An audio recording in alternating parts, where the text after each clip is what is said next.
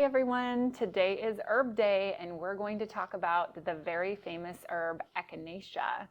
Many of you are using Echinacea for your immune system and you probably don't even know what it's doing to your immune system. So today's video, we're going to tell you what it's doing. Echinacea is a beautiful purple flower, and it actually is growing in my little wildflower garden. I can't wait until this summer to harvest it. And the flower and stem can be used in like a tea form, and you can use it, but the best form to use is in the root. That's where all the alkaloids are, and those are the component of the plant that have the immune stimulating response. Now let's get into what it does for your immune system. There was a study done at the University of Connecticut that was a meta-analysis study, meaning they took several studies together and combined them to draw their conclusion. Now what they found was that Echinacea cut the common cold 58%. That's really outstanding. 58% it cut the common cold. And the duration of the cold was 60%, lasted 60% less than someone not taking Echinacea. So that's really profound.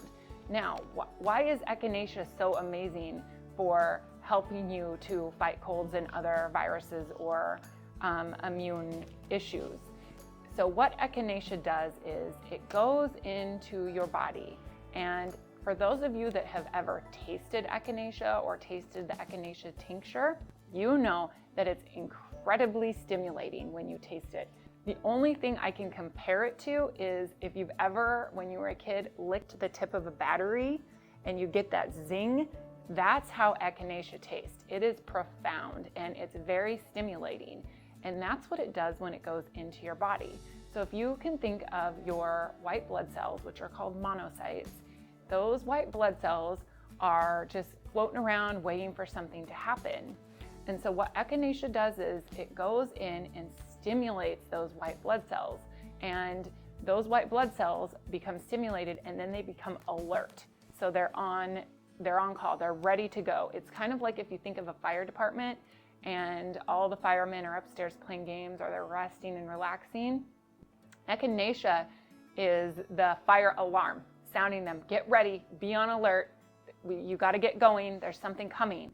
That's why it's used for immune boosting properties. That's why it's preventative. That's why you should take it right before you think you're going to get a cold, or if you have a few symptoms popping up that are showing that you might not be feeling that good. So I need all of you to be really aware of how you feel all the time, because you could potentially save yourself from a lot of colds and flus around that season. So you take it as preventative. You can also take it while you have it, because it doesn't hurt anything to take it while you have a sickness. And like I said, it cuts the common cold 60% shorter in days if you take it after you have the cold. So it's really good either way, but it's best to take just to alert your immune system. Something may be coming. There may be, people around that are sick, and typically I get a cold this time of year, so I'm gonna take it just to stay alert. Echinacea is great for stressful times. So if you're going through any grief or trauma, that's a really good time to take Echinacea, because you really want to keep your immune system strong, because your immune system weakens when you're under moments of stress. There have been many studies done that Echinacea also kills cancer cells. So a lot of herbalists take Echinacea preventative for killing cancer cells, and they take it in very small doses. But there's still studies being done about this, so ask your doctor. But I suggest taking Echinacea as a preventative. And I probably take Echinacea 3 to 4 times a year in between the seasons, or if I'm feeling a little bit run down, I will pop an Echinacea, or I will take the tincture if I feel like something stronger is happening. Now, let's talk about tablet or tincture form, because there's 2 forms. And the tablet form contains kind of the whole plant essence, so you are getting some very beneficial things.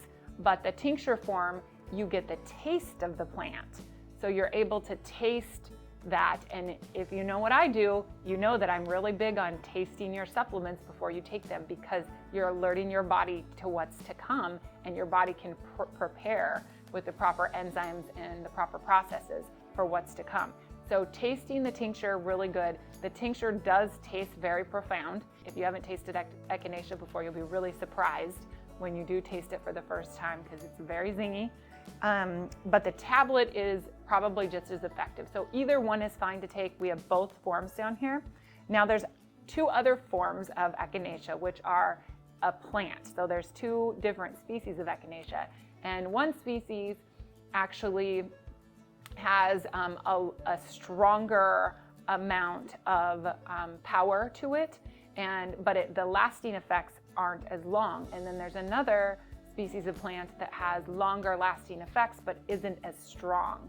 And so the stuff that I carry down here has both species of plants, and then therefore you're getting that powerful but long-lasting effect. Echinacea is an outstanding herb. I use it every day, and it is, like I said in the beginning of the video, probably the most well-known famous herbs of all times, and it's famous for a reason. Try Echinacea. If you haven't tried it, now is a great time for people to be taking Echinacea. I encourage everyone to support their immune system with herbs, because herbs are close to nature. They are nature, and nature just knows. It knows what to do. Okay, you guys, so that's all for today. I hope you enjoyed this little clip on Echinacea, and if you haven't subscribed to our YouTube channel, please go do that. Hit like on this video if you like it, and we'll see you for the next video.